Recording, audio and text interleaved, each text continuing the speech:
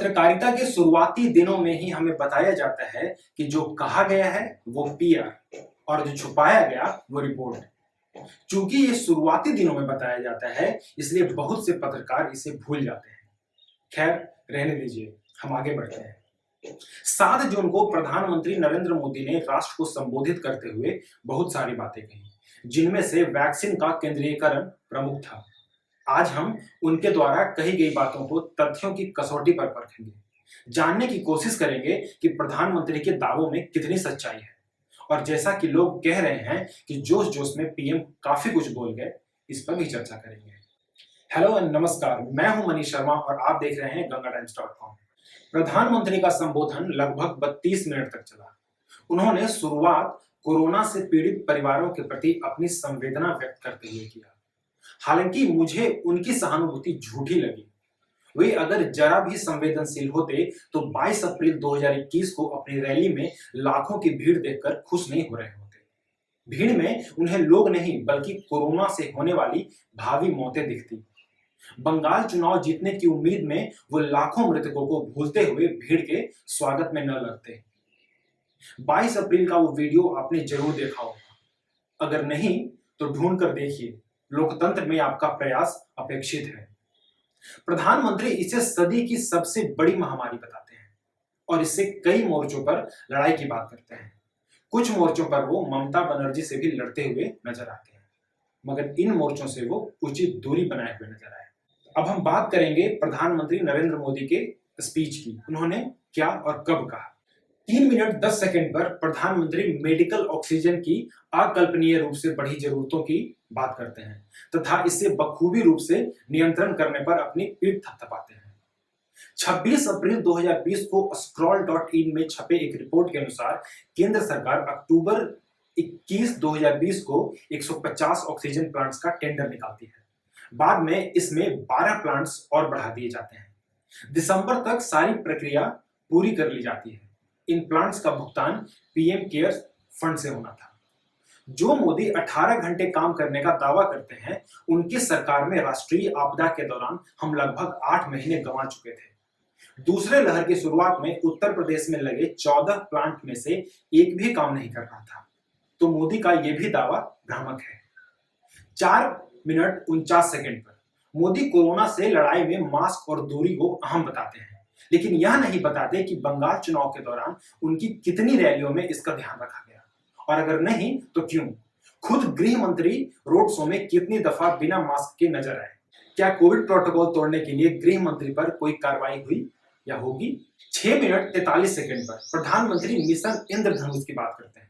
क्यों, हमें नहीं पता। वो कहते हैं हमारी सरकार आने से पहले इस देश में वैक्सीनेशन रेट 60% था, जो इंद्रधनुष के बाद बढ़कर 90% तक पहुंच गया। मजेदार बात यह है कि वैक्सीनेशन रेट 90% तक पहुंचा नहीं है, बल्कि 90 तक पहुंचाने का लक्ष्य रखा गया है। प्रधानमंत्री यहां भी गफलत करते पकड़े गए। 11 मिनट 6 सेकंड पर अपने संबोधन में प्रधानमंत्री वैक्सीन ढुलाई की व्यवस्था की बात करते हैं। वे कहते हैं हमें अपने वैज्ञानिकों पर पूरा भरोसा था। जब देश में 1000 से भी कम मामले थे, तभी हमने वैक्सीन टास्क फोर्स का गठन किया था। सरकार ने वैक्सीन डेवलपमेंट के लिए हजारों करोड़ दिए। 9 मई को सुप्रीम कोर्ट में दिए हलफनामे में केंद्र सरकार वैक्सीन डेवलपमेंट पर मात्र 46 करोड़ देने की बात करती है। वैक्सीन से पहले वैक्सीन की ढुलाई की व्यवस्था जैसी दूरदर्शी सोच पर हमें गर्व करना चाहिए।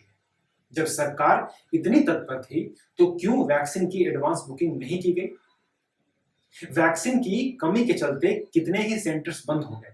ऐसे में हमें मनोहर लाल के मनोहर युक्ति को याद करना चाहिए, थोड़ा थोड़ा वैक्सीन लगाएं और ढेर दिन तक चलाएं।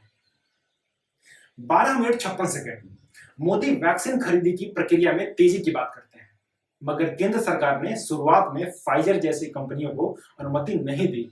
ये फैसले कौन कर रहा था। शुरुआत में अनुमति न देने के बाद फिर अनुमति कैसे दे दी गई। मोदी अपनी इस जिम्मेदारी से भाग नहीं सकते। संबोधन के 17वें मिनट पे प्रधानमंत्री बड़ी चालाकी से स्वास्थ्य को राज्य का विषय बता देते हैं। तो फिर क्यों पिछली दफा पेंडेमिक एक्ट लागू किया गया था। महज 4 घंटे की सूचना पर तालाबंदी करने से पहले उन्होंने कितने मुख्यमंत्रियों से सलाह ली थी।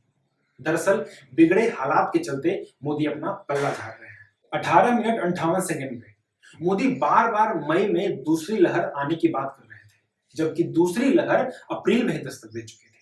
हालांकि मुझे उनकी यह बात अच्छी लगी, अपनी चुनावी रैलियों की तारीख बढ़ाने के बजाय दूसरी लहर की माह बढ़ा देना ज्यादा सुविधाजनक समझा उन्होंने। वैक्सीन पॉलिसी की हो रहे किरकिरी पर उन्होंने कहा कि राज्यों ने खुद इसकी मांग की थी, जबकि राज्य शुरू से ही वैक्सीन के लिए केंद्र से आग्रह कर रहे थे।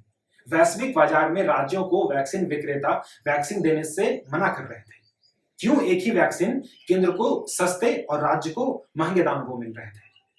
मोदी ये सारे सवाल टाल गए। 28वें मिनट पे प्रधानमंत्री अभी वाद विवाद और आपसी राजनीतिक छींटाकशी से दूरी बनाने का आग्रह करते हैं, लेकिन दूसरी तरफ केंद्र और बंगाल सरकार में आपसी रंजिश को बढ़ावा देते हैं। वैसे दीदी और दीदी राजनीतिक छींटाकशी के अंतर्गत आएगा या नहीं, आप बता सकते हैं कमेंट सेक्शन में। ओ अच्छा, उस समय मोदी बंगाल जीतने की उम्मीद में कोरोना को भूल चुके थे शायद। 30 मिनट 12 सेकंड पे मोदी वैक्सीन पर भ्रम फैलाने वालों को समाज का दुश्मन बताते हैं, लेकिन रामदेव के ऊपर कार्रवाई करने से बचते हैं। रामदेव खुले तौर पर वैक्सीन लेने से मना कर चुके हैं और उस पर सवालिया निशान भी लगा चुके हैं, लेकिन आजाद भारत का सबसे मजबूत नेता भी रामदेव के आगे नतमस्तक हो जाता है। रामदेव पूछते हैं, किसी के बाप में इतनी हिम्मत है कि मुझे गिरफ्तार कर ले? चारों ओर शांति छा जाती है। मोदी हर्षवर्धन और गडकरी को याद करते हुए भावुक हो जाते हैं। चूंकि वो अभी हाल में ही रो चुके हैं और भावुकता का ओवरडोज न हो जाए, इसलिए पर्दा गिर जाता है।